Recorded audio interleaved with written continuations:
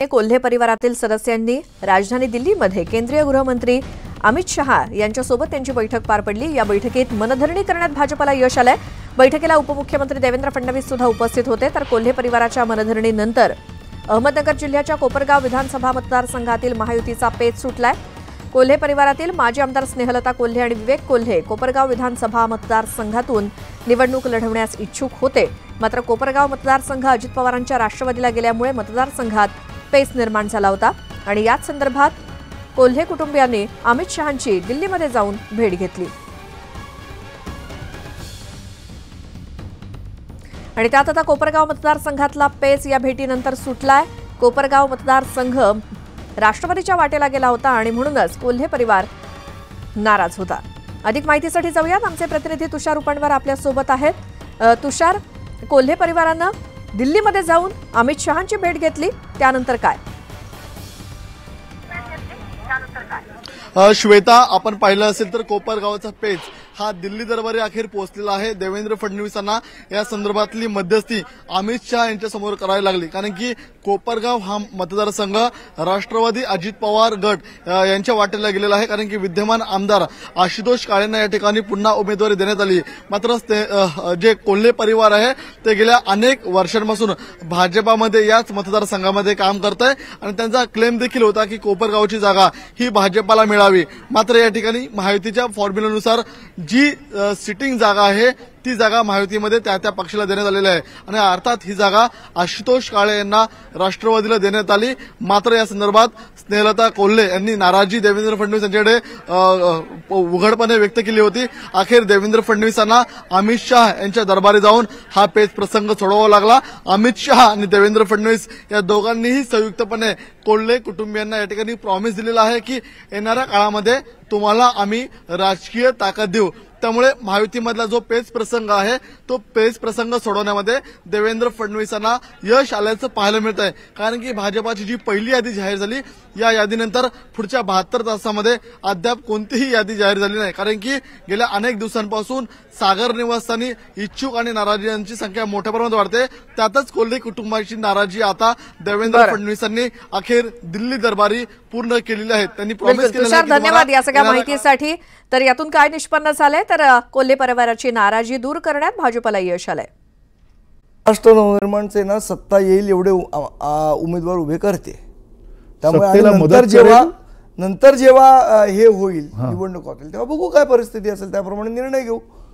पण आम्ही जे उमेदवार उभे करणार आहोत ते निश्चितपणे सत्ता येतील एवढे उमेदवार उभे राहू। पण कुणाही समोर जाण्याची प्रक्रिया असेल ती की आज तुम्हाला महाराष्ट्रात म्हणजे आता कदाचित तुम्हाला जाणवतंय नाही जाणवतंय मला माहित नाही, पण आज महाराष्ट्राच्या जनतेमध्ये या दोन्ही आघाडी असेल किंवा युती असेल यांच्याबद्दल प्रचंड रोष आहे।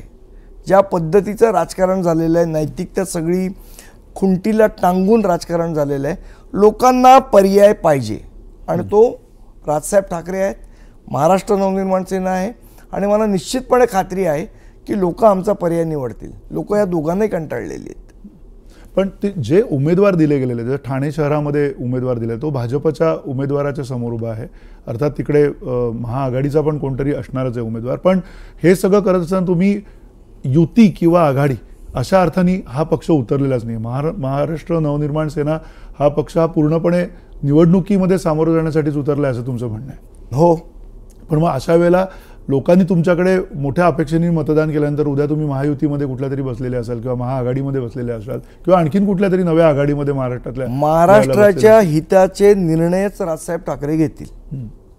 महाविकास आघाडी, महायुती ह्याच्यापेक्षाही बरीच कॉम्बिनेशन महाराष्ट्रात होऊ शकतात।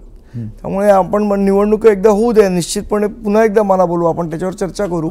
पण निवडणुका होण्याच्या अगोदर आणखीन एक महत्त्वाचा मुद्दा आहे की गेल्या काही काळात असं काय वाटतंय तुम्हाला की महाराष्ट्र नवनिर्माण सेनेनं लोकांसाठी, महाराष्ट्राच्या लोकांसाठी एका मोठ्या पटलावरती काम म्हणून केलंय किंवा त्या अर्थाने महाराष्ट्र नवनिर्माण सेनेने हे काम केलेलं आहे हे तुम्हाला दाखवायचं असेल तर अशी कुठली कामं आहेत महाराष्ट्र? मला असं वाटतं महाराष्ट्र नवनिर्माण सेनेनी एकच आमदार असताना सर्वात चांगलं काम केलं असेल तर सक्षम विरोधी पक्षाचं काम या महाराष्ट्रात जर कोणी केलं असेल तर ते महाराष्ट्र नवनिर्माण सेनेनीच केलेलं आहे।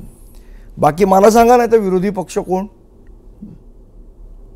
शिवसेना राष्ट्रवादी, काँग्रेस, भाजप, कोण यातले विरोधी पक्ष? यांनी सगळे अडीच वर्ष सत्ता वाटून घेतली. यातला विरोधी पक्ष कोण?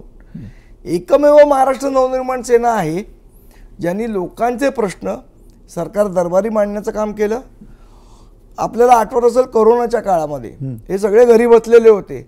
महाराष्ट्र नवनिर्माण सेनेचे महाराष्ट्र सैनिक रस्त्यावर होते. मग कोणाच्या हॉस्पिटलची बिलं वाढलेली असतील, मग नाही तर पैसे भरा, नाही तर बॉडी ताब्यात देणार नाही, असे प्रसंग असतील, कोण उभं राहिलं त्यावेळेला? महाराष्ट्र नवनिर्माण सेनेचा महाराष्ट्र सैनिक उभा राहिला. कोण तेव्हा घाबरून घराबाहेर पडत नव्हते त्यावेळेला महाराष्ट्र सैनिक हॉस्पिटलमध्ये जात होता. लोकांना जेव्हा बेड मिळत नव्हते त्यावेळेला त्यांच्या घरी जे वृद्ध लोक आहेत त्यांचे डबे पोहोचवण्याचं काम आम्ही केलं. लोकांना ट्रेननी ट्रॅव्हल करायला देत नव्हते उद्धव ठाकरे. आम्ही आंदोलन करून ती मागणी मान्य करून गेली की बसमध्ये कोरोना होत नाही आणि ट्रेनमध्ये कोरोना होतो. असे विचित्र निर्णय या महाविकास आघाडी सरकार येईल. कोणी जाब विचारलं त्यांना? आपल्याला आठवत असेल तर मंत्रालय अख्खं बंद होतं. लोक फरियाद घेऊन कुठे यायचे, तक्रार घेऊन कुठे यायचे? कृष्णकुंजवर यायचे, राज ठाकरेंना भेटायचे. आणि राज ठाकरे फेसबुकवरनं नाही भेटले, त्यांना प्रत्यक्षात भेटले लोकांना. त्यामुळे ही सगळी कामं आम्ही केली. टोलचं आंदोलन आम्हाला विचारायचे लोक, काय मग तुमचे टोल घ्यावा लागला सरकारला निर्णय.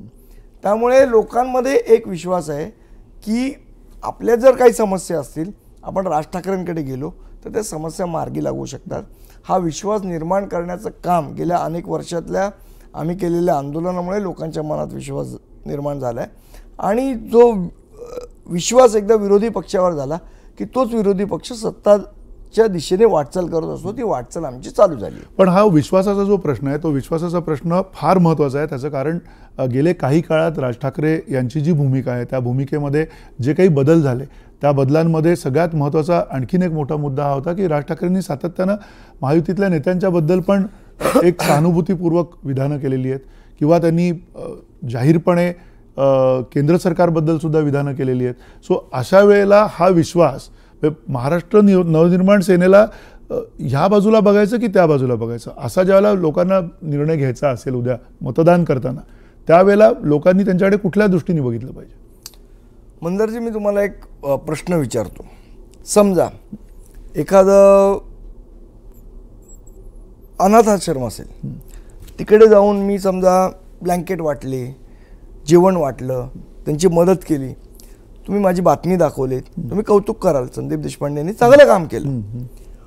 उद्या मी रस्त्यावर एखाद्याची समजा गाडी ठोकली आणि कार उडवून काय त्या माणसाचा जीव घेतला तर तुम्ही पुन्हा माझं कौतुक कराल का?